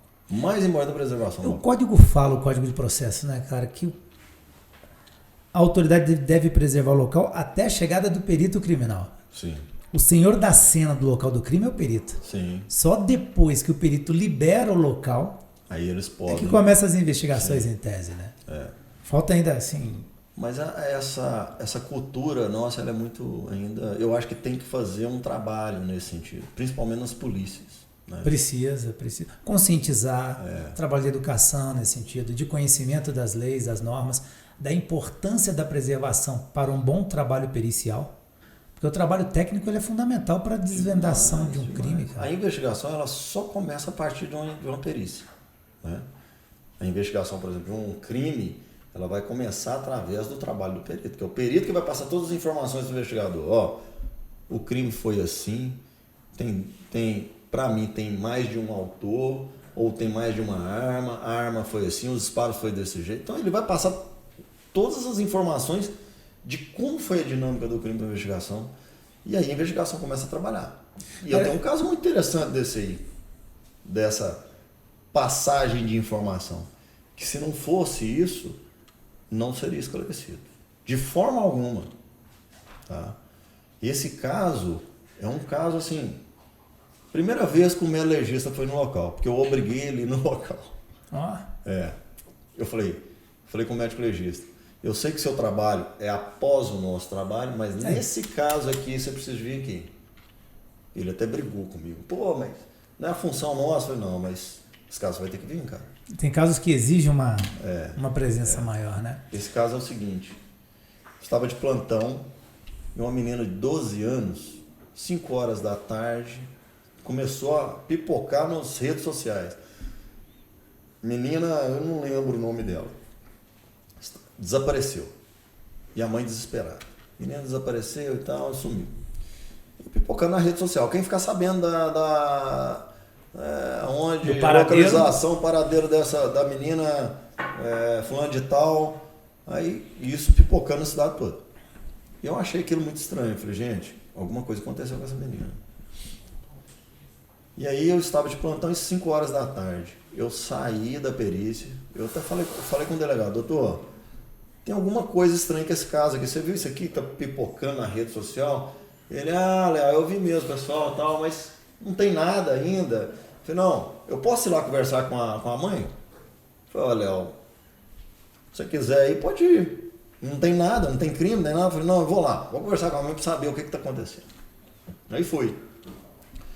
Cheguei lá para conversar com a mãe. Aí converso, porque às vezes esse tipo de crime, às vezes pode ter pessoas próximas ali da casa envolvidas, né? Até então, ela está desaparecida, ela não tinha por que desaparecer dessa forma, né? E fica aquela dúvida, será que foi algum crime com relação sexual, alguma coisa assim então? Fugiu? Fugiu? Não sei. Sequestro? Conversei com a mãe e tal, a mãe me passou algumas informações, achei aquilo muito estranho. Falei, tô preocupado com essa menina. Sim, não falei com ela, mas eu pensei, alguma coisa pode ter acontecido. Mas aí eu analisei a casa em si para saber se eu encontrava alguma coisa que possa ter relação com o sumiço dela. Namorado? Não vi nada demais. Ela disse que ela saiu para brincar e daí ela não voltou mais. Ela brincava assim, na rua. Saía do portão, ficava na rua lá brincando, sabe? Aí voltei para a delegacia. Deu meia-noite, a polícia militar me liga. Aí fala, Léo, caso da menina desaparecida, falei, encontraram ela. Falei, que bom, encontraram. Onde que ela estava? Não, Léo. Encontrou ela morta. Falei, morta? Aí eu já imaginei, eu tenho encontrado o corpo dela numa mata, alguma coisa assim, né? Onde que ela está? Onde vocês encontraram? Não, nós encontramos aqui, sabe aquele complexo de prédios, tipo um condomíniozinho, aqueles condomínios populares, de frente à casa dela? Falei, sim, ela está lá, no meio daqueles prédios. Falei, meu Deus do céu, sério? Aí eu fui. Cheguei lá no local, a menina estava caída, próximo a uma escada que dá acesso ao segundo andar de um prédio, tinha 2 prédios, um na frente e outro atrás, tá?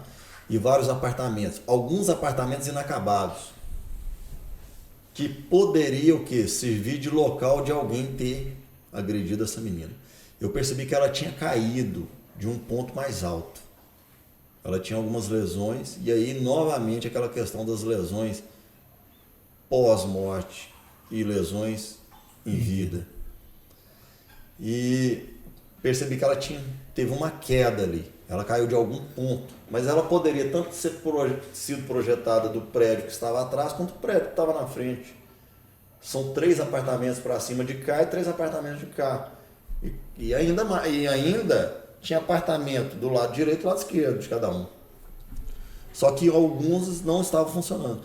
E o apartamento aqui, que estava aqui mais da frente, que é o térreo, eles também estava desabitado, tá? Não estava terminado. Poderia alguém ter levado ela ali para dentro e ter jogado o corpo do muro, né? E esse muro tinha uma corcentina, e a corcentina estava levemente amassada, como se alguma coisa tinha caído nela. E ela tinha vários cortes no corpo proveniente dessa corcentina. Só que, novamente falando, produzido pós a morte. Esses cortes não tinham sinais vitais. Eles foram produzidos pós a morte, porque quando jogou ela já estava morta, tá? Só que ela estava somente de calcinha, sem vestimenta, cabelo molhado. Falei, esse caso aqui não tem jeito. Eu tenho aqui, pode ter sido crime sexual ou pode ter sido outra coisa. Foi aí que eu liguei para o meu legista. Falei, doutor, estamos com um caso assim, assim, assado. Como eu não tenho competência para analisar se ela foi abusada sexualmente, eu preciso que o senhor venha aqui e faça essa análise preliminar para mim.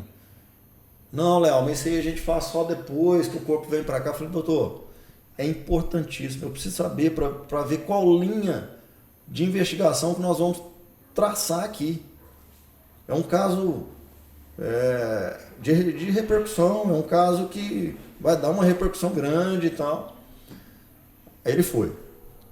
Aí eu pedi que todas as pessoas saíssem ali de próximo, principalmente os policiais militares.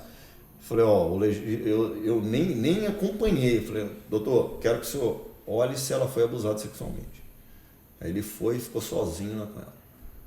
Eu pedi ele para não tocar, não virar o corpo, deixar ela da forma que ela, mas tentar verificar, ver se ela tinha sido abusada sexualmente. Aí ele me volta com a seguinte informação: Léo, ela não foi abusada. Eu falei, tem certeza? Tem. Ela não foi. Tá? Ela não tem traços nenhum de evidências de que ela foi tida uma vítima de abuso sexual. Eu falei, beleza. Então daqui para frente é meu. Aí fui analisar o corpo. Comecei a analisar o corpo, além dos vários cortes. Quando eu comecei a perceber, ela tinha sinais de asfixia. Tinha sinais de esganadura, como o caso da mulher. E ela tinha sinais de asfixia mecânica. E ela tinha sinais de afogamento. Falei, mas como assim uma menina com sinais de afogamento? Mas ela estava com o cabelo molhado. E ela tinha sinais de afogamento. E aí começamos ali aquela investigação. Policiais civis foram lá para o local. Começou a entrevistar pessoas e tal. E aí tinha um rapaz jovem que morava no fundo. Inclusive eles estavam suspeitando que fosse esse cara. Suspeitando que era ele e tal. Falei, calma gente, vamos buscar mais informações aqui, vamos ver mais elementos e tal.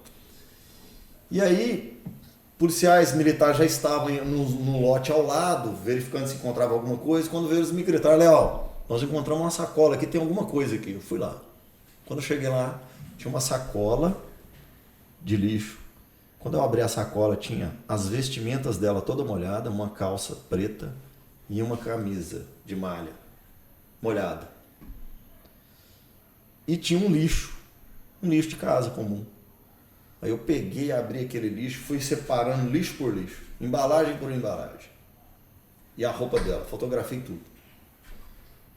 E numa dessas embalagens eu percebi que tinha uma embalagem, tinha uma bucha velha de pia, uma embalagem de pia, de bucha de pia, que acabaram de tirar uma bucha nova e deixou a embalagem lá. Tinha uma embalagem de iogurte também, de uma determinada marca, e fotografei aquilo. Falei, gente, vamos agora rodar os apartamentos para a gente ver se porque ela caiu de algum ponto aqui. Aí nós entramos no apartamento do primeiro andar, vasculhamos o térreo, o segundo e tal. Quando sobrou um terceiro andar, que é uma senhora que mora só ela e a filha, uma filhinha pequena. Aí nós chegamos lá. Quando eu entrei no apartamento, eu fui já de cara na cozinha. Cheguei na cozinha, eu vejo uma bucha novinha na pia. Aí eu falei, gente, tá com uma bucha nova. Lixo de pia. Quando eu abro o lixo da pia dela, as embalagens que eu fotografei tinham embalagens idênticas. Quando eu abro a geladeira, a mesma iogurte. Aí eu vou para a área de serviço dela, lavanderia. Chego lá, um balde, piso molhado e um balde com água. Aí eu chego mais na parede que dá assim um parapeitozinho, parapeito sujo, de alguém pegado assim.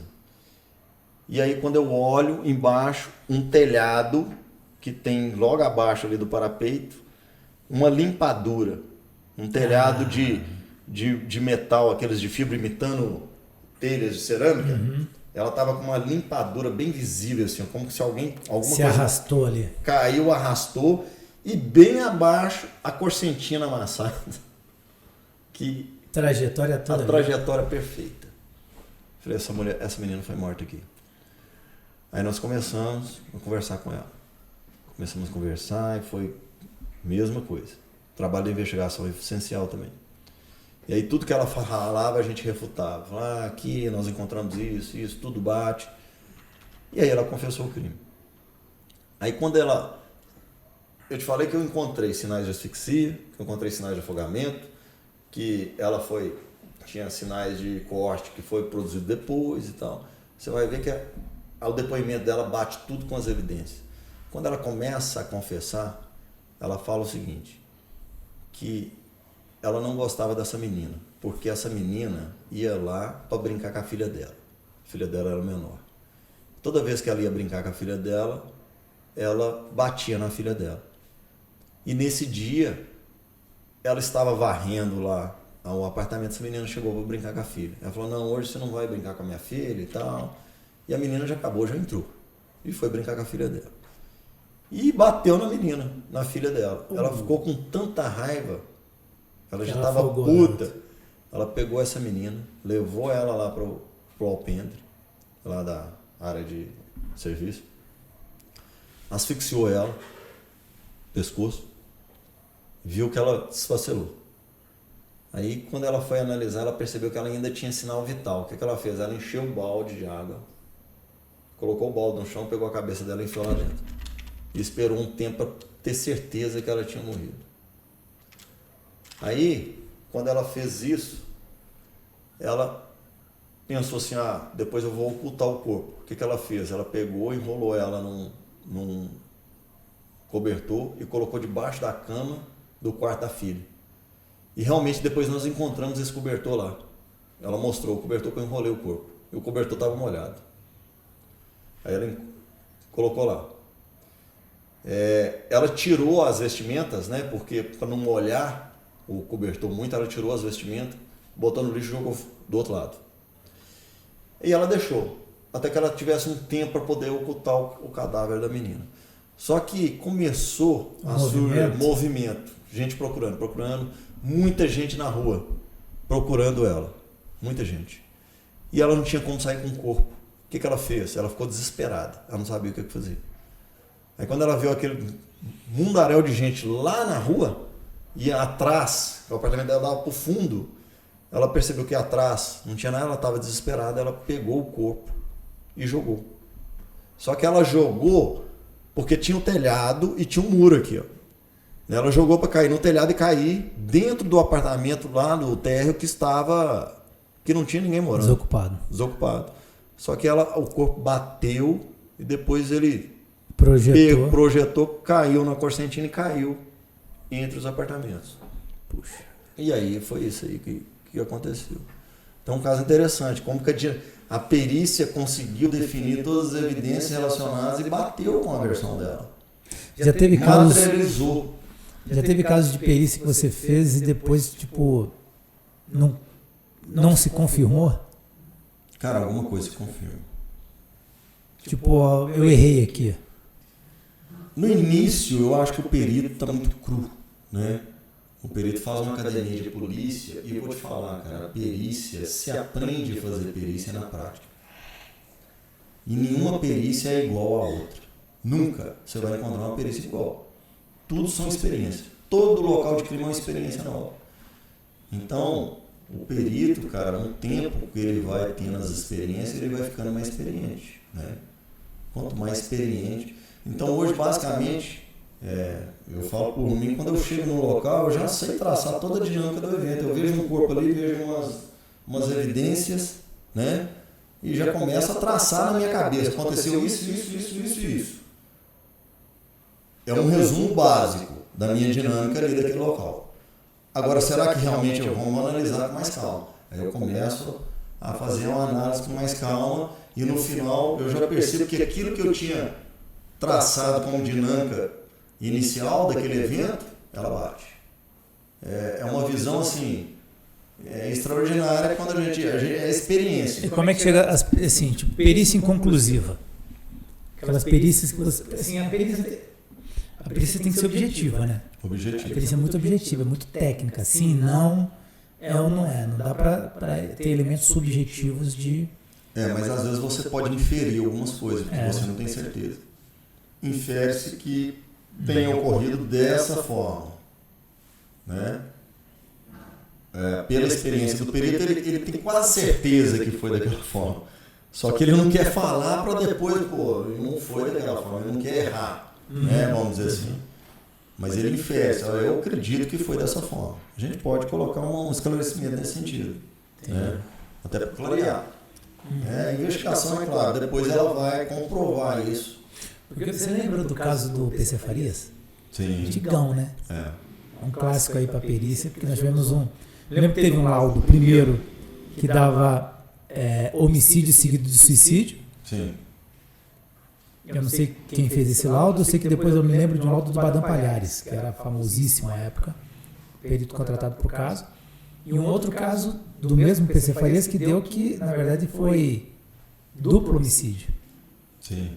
Porque, na verdade, o PC estava com a mulher no sítio, tinha segurança na parte de fora. E matou os dois. Mas aqui, hoje, naquela época, não se via estudos muito aprofundados nas questões de tinha pouquíssimos perfis de manchas sanguíneas. Tá? Hoje, pelas análises, pelos estudos que nós temos hoje sobre perfis de manchas sanguíneas, é pouco provável que vai deixar uma dúvida de um caso desse PC Faria. Eu acho que sim. Pouco provável. Tá? Agora, crime que é às vezes um pouco mais complicado, que talvez aí é um crime talvez por um envenenamento, alguma coisa assim, que deixa, né, uma coisa, às vezes não deixa vamos dizer assim, tem elementos para falar que foi envenenamento? Tem. Né? Se você analisar depois as vísceras, né, vai ser retirado as vísceras nas análises toxicológicas, você vai saber que foi um envenenamento. Mas a dinâmica disso, aí já é um negócio complicado. Né? Porque você não deixa evidências de local, entre aspas. A não ser que você encontra... por exemplo, casos que eu pego muito, de crime passional. A mulher, às vezes, coloca um chumbinho na comida do marido. É mesmo? Tem isso? Não, isso é vários. Isso você encontra, você já percebe aquela dinâmica, esse cara foi envenenado. Pelo corpo que você encontra, a forma que você quebrou, tem traços de envenenamento aqui, que vai ser comprovado na toxicologia. Mas aí ali você tenta recolher algum alimento, alguma coisa que ele acabou de alimentar. E às vezes você consegue identificar o elemento que envenenou ele. Agora vamos colocar uma situação de, sei lá, um crime questão política. Você quer envenenar um indivíduo sem que... Aquele caso que ocorreu foi na Europa, que tinha foi em Israel, não sei, um russo que eles envenenaram. Foi isso? Você lembra foi disso? Um agente. Um agente russo? Foi um agente, teve um agente, foi. Lembra desse caso? Na verdade, ele estava com a filha. Eu lembro desse caso, que ele estava com a filha. Assim. Isso. Então, é um crime difícil de esclarecer, talvez. Você vai conseguir traçar, conseguir identificar o elemento, o veneno, mas como que se deu isso? Qual a dinâmica? Acho que eu estava vendo essa semana, anteontem, tentaram envenenar aquele... Um russo, cara, um bilionário russo. Foi participar de uma reunião.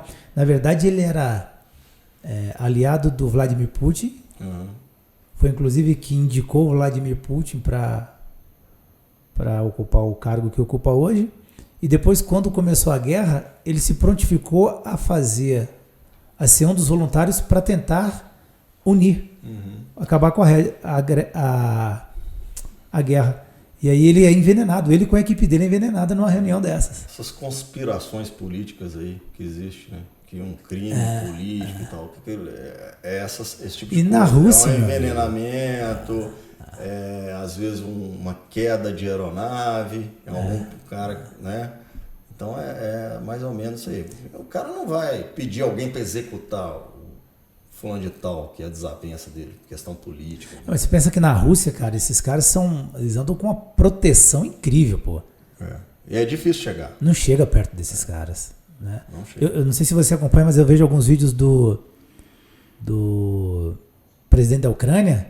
Ele tem um cara 24 horas ao lado dele, olhando para todos os lados, tipo assim, uma proteção constante, não tem como chegar. E às vezes você consegue, aí o cara, um desses indivíduos está num restaurante, jantando, aí você consegue ter acesso à colocar cozinha, um agente dentro da cozinha, isso aí. E coloca ali uma substância ali, então quer dizer, substância para várias substâncias que podem ocasionar isso, né? Às vezes teve um que eu não sei se você lembra, não foi uma morte súbita por veneno, porque veneno normalmente são mortes súbitas.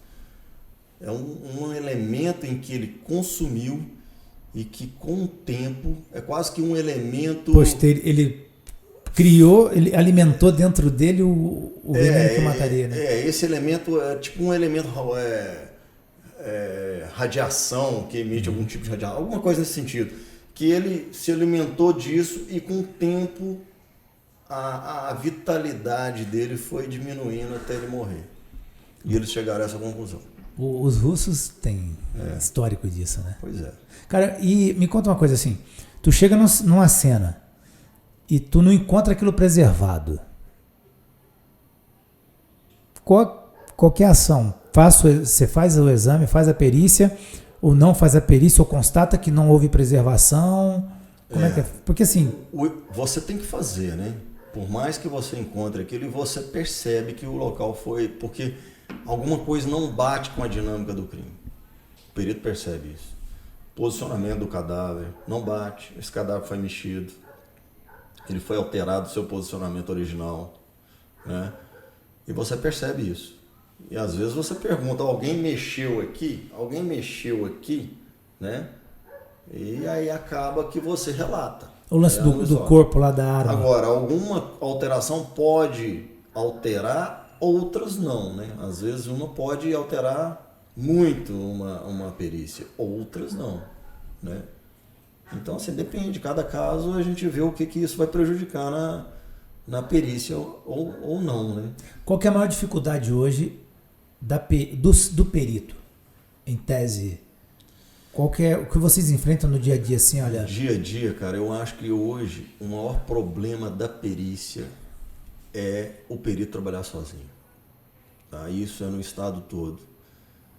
Eu acho que o estado, a própria polícia já passou da hora de rever isso, porque você está de plantão e às vezes acontece um crime 3 horas da manhã em uma cidade distante. Vamos pegar essas cidades no norte de Minas, como eu trabalhei em Paracatu. Você, para deslocar, às vezes você deslocava 300 quilômetros. Unaí. E aí o perito entra dentro de uma viatura, desloca sozinho. Não, pior, né? Sai de Unai para ir para Buritis, né? Para outras. Sozinho. Chega no local e outra coisa. Não dá para um perito trabalhar sem um auxiliar. A maioria dos estados você tem auxiliares de perito. Ah, tem? Sim. É difícil você trabalhar. Imagina só, você num local de crime, muito sangue, e você tem que tirar a foto, mexer no corpo e rascunhar. Sabe como que a gente faz isso? Coloca o luva, mexe no corpo. Tira o luva, fotografa, rascunho. Coloca o luva, mexe no corpo. Tira o luva, tira foto, rascunho. Pô, não dá. Né? Você precisa de ter um auxiliar. Vira o corpo para mim, deixa eu ver, levanta o braço, deixa eu ver isso, tal. E você rascunhando, tirando foto. Então, e o que a gente pede? O que nos auxilia hoje? Normalmente, o pessoal das funerárias. Que às vezes estão lá e a gente pede ajuda. Me ajuda aqui. Vai movimentando o corpo enquanto eu vou tirando foto e rascunhando e tal. Então, um dos piores problemas que nós temos hoje no estado de Minas Gerais é esse. Pessoal. São Paulo, para você ter uma ideia, a equipe de perícia de São Paulo, perito criminal, desenhista e fotógrafo. E auxiliar de perito. Equipe multidisciplinar, né? Você tem um desenhista que vai fazer um rascunho lá do croquis do local. Retrato falado que eles usam muito em São Paulo. Usa muito. Usa. Se você for assaltado em São Paulo, roubado, o cara fala assim, como ele é? Eu me lembro que eu fiz uma investigação uma vez e eu fui lá no Instituto de Identificação de São Paulo e o cara falou assim, como é que é o suspeito? Eu falei assim, assado. Você sai com um retrato falado, se o cara tava de boné, de óculos, se ele tem cicatriz, se ele não tem, cabelo sem cabelo. E hoje tem vários softwares, né, que fazem isso. Os caras são muito profissionais, sensacional. É sensacional o trabalho deles. Retrato falado é muito importante, né? Ajuda muito. Demais. Nossa, ajuda muito. Demais. Ajuda a beça.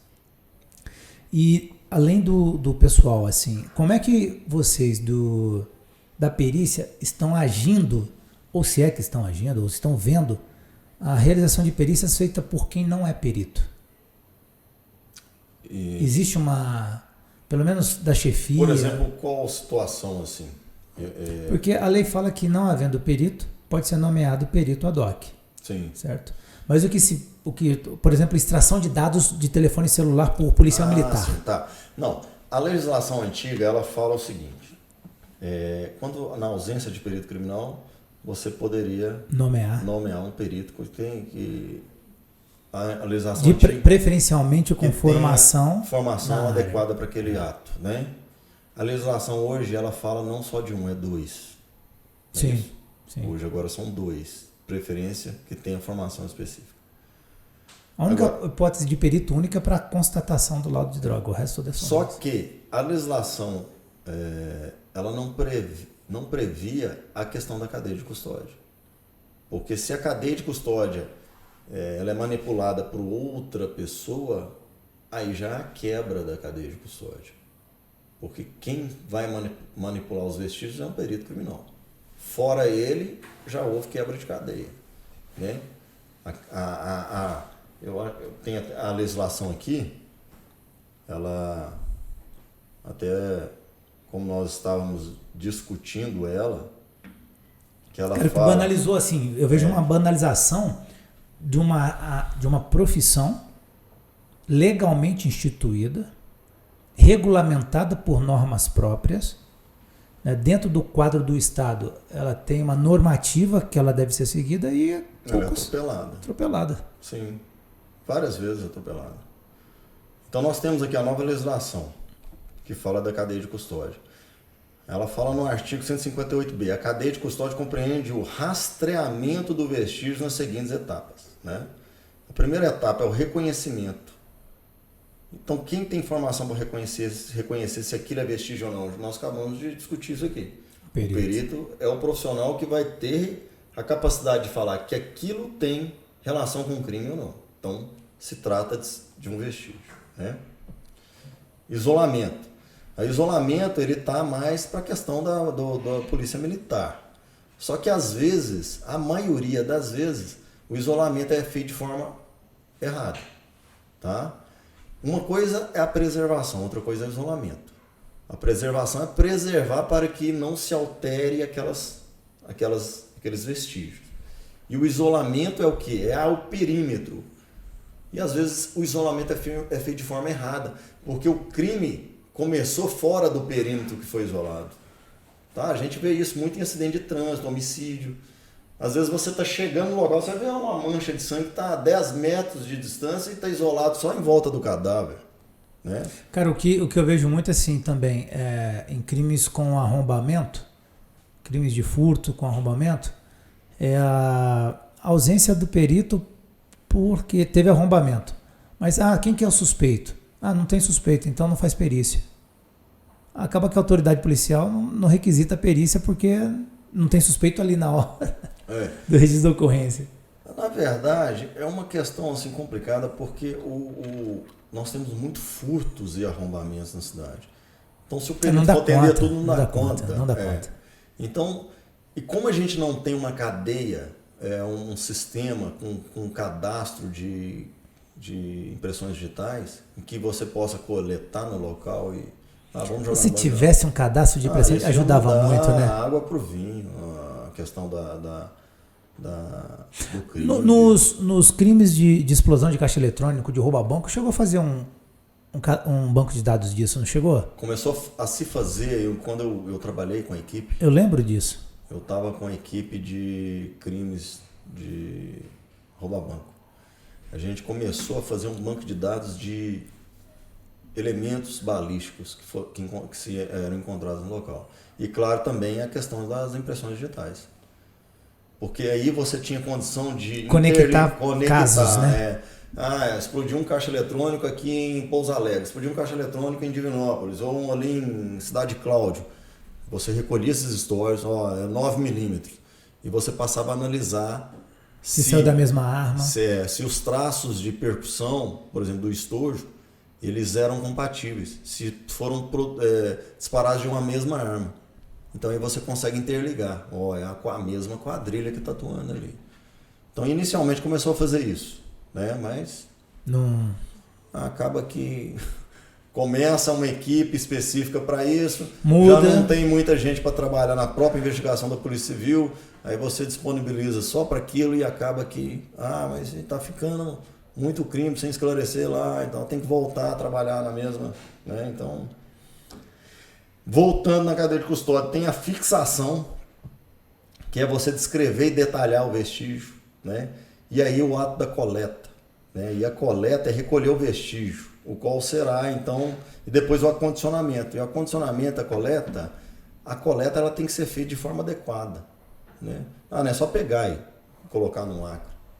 Que tipo de vestígio é aquele? Será que, dependendo da coleta, eu vou danificar ele? É um vestígio biológico? Uhum. Se eu coletar ali, eu vou contaminar ele. Traços de DNA, se eu não souber coletar direito, vai se perder, eu vou contaminar, eu vou perder aquele traço de DNA. Né? Condicionamento, mesmo explosivo também. Sangue.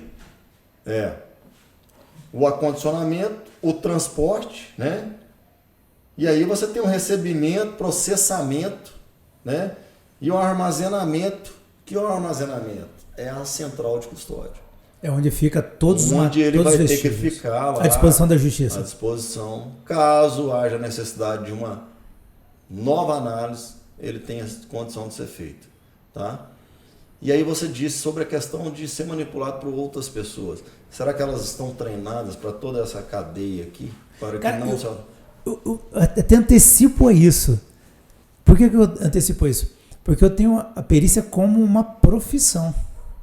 É a mesma coisa que, por exemplo, eu formado em Direito querer ser dentista, cara. E olha que interessante, você falou uma coisa interessante. É uma profissão, ela é regulamentada. Sim. Você passou num concurso específico para aquela área, você passou por uma academia de formação, então você tem formação naquela área. Treinado para aquilo. Logo você é habilitado pelo Estado a atuar naquela área específica. Sim.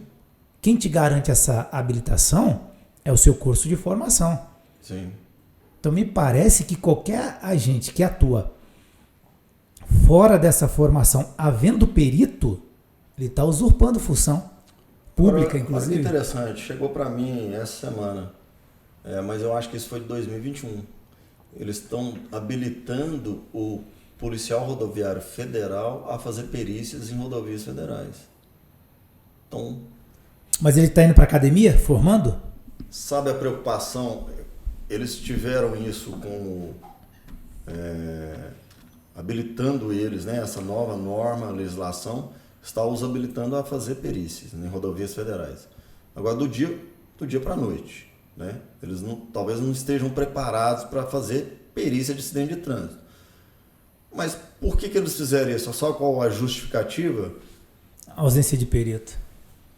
Perito ter que deslocar grandes distâncias para atender um local, numa rodovia, e a demora da chegada do perito. Tá, então vamos colocar na balança a demora da chegada do perito e uma perícia que não foi feita adequadamente. Eu vou piorar para você.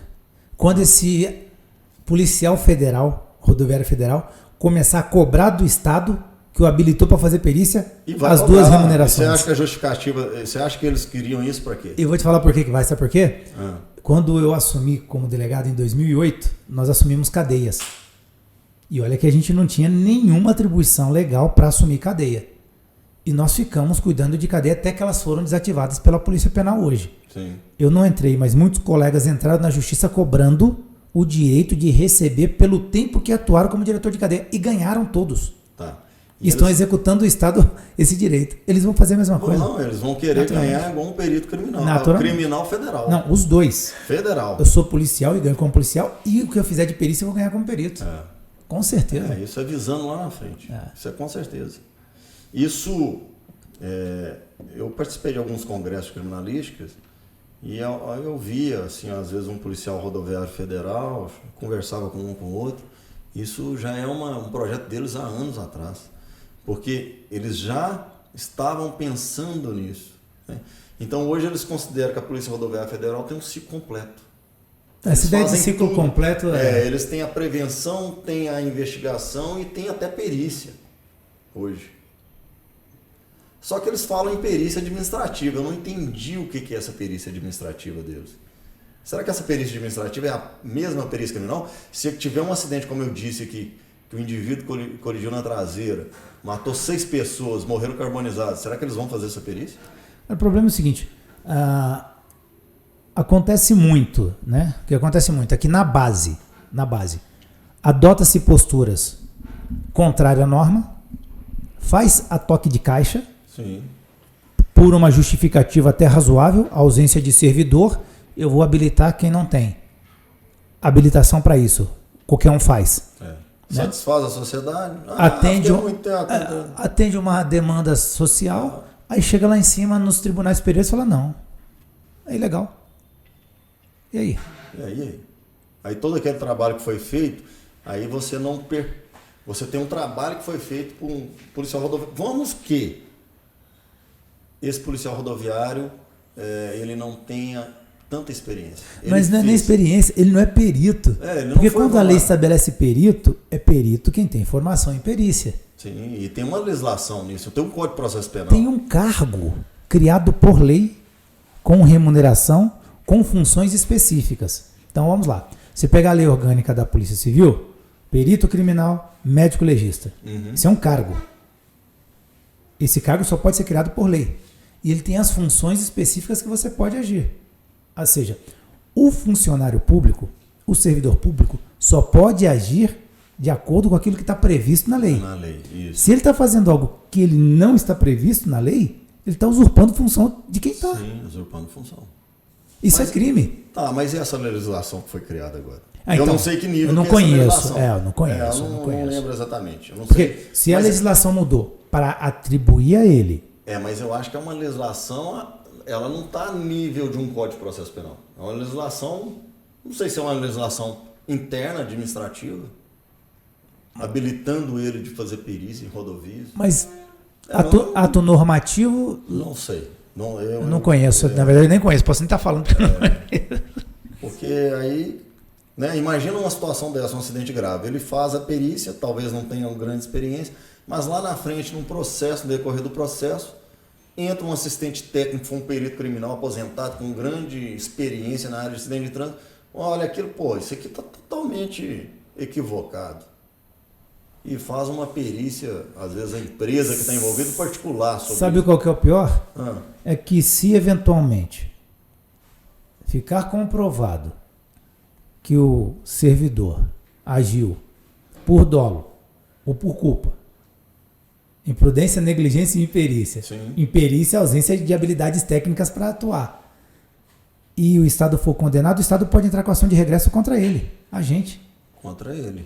Mas ele está respaldado por essa legislação. Não, quem não tem a legislação. Estou dizendo nos casos que não tem. Sim. Tá? Então, pega um caso, vou dar um exemplo aqui. Essa questão, a gente não está levando aqui, por exemplo, São Paulo, rodovias federais aqui em Minas, a perícia chega. Mas talvez eles estão pensando no Amazonas, Exatamente. Parada. Exatamente. Cara, o perito demora quase um dia para chegar. Avião. Avião. Quase um dia. Lugar que se depender lá vai ter que chegar de avião. Barco, embarcação, é outra realidade. Né? Então seria talvez nessas situações. Né? Eu acho que talvez seria isso. Bem, ações excepcionais. Aí. Casos excepcionais desenvolve atuações excepcionais. Muito bacana. Agora aqui, me fala uma coisa. Você estava contando para mim do caso de que você chegou uma vez num local de crime e o corpo se moveu. O cara estava debruçado sobre a arma. Ah, sim. É um Quando caso, o típico caso de não preservação no local. Nós começamos com ele, né? Agora a gente pode, depois de toda essa viagem que nós fizemos. Aí quando eu retornei e vi que o indivíduo estava encostado aqui, né? Com a cabeça para trás, muito sangue. E a arma já não estava na mesa. Aí eu perguntei, gente, esse corpo estava na mesa, tinha uma arma, cadê? O que aconteceu aqui? Aí eu olho pro lado, policial militar com uma luva e mexendo na arma. Falei, uai, mas por que você pegou a arma de fogo? O local tem que ser mantido, preservado. Eu ainda não analisei o corpo, não te dei o direito de você mexer na arma ou no corpo. Ele, não, Leal, você me desculpe, mas é porque eu tenho que anotar quantos disparos foram efetuados. Eu falei, não, você está brincando comigo. Isso aí você tem que anotar depois que eu te passar essa informação. Você não pode simplesmente pegar uma arma. Você viu o que você fez aqui? O local está totalmente. Você colocou esse local totalmente inidôneo. E outra coisa, esse caso, olha o que pode acontecer a partir desse momento que você mexeu nessa arma. Nós temos um caso de homicídio seguido de suicídio. E se foi duplo homicídio? Eu não, Léo, mas tá claro. Eu falei, não tá claro não. Eu tinha que analisar a arma. E isso é um ponto importantíssimo, porque se for um duplo homicídio, o cara, essa pessoa que matou, simulou um suicídio e botou essa arma na mão do indivíduo aqui, como sendo ele que efetuou o disparo. Aí ele ficou todo sem graça. A partir daí, desse caso, eu fiz um comunicado. E esse comunicado eu fiz para a Polícia Militar. Isso foi lá em Patrocínio, Minas Gerais. Sobre esse fato. E relatei no meu laudo esse fato ocorrido. Que o local foi muito prejudicado em decorrência dessa alteração.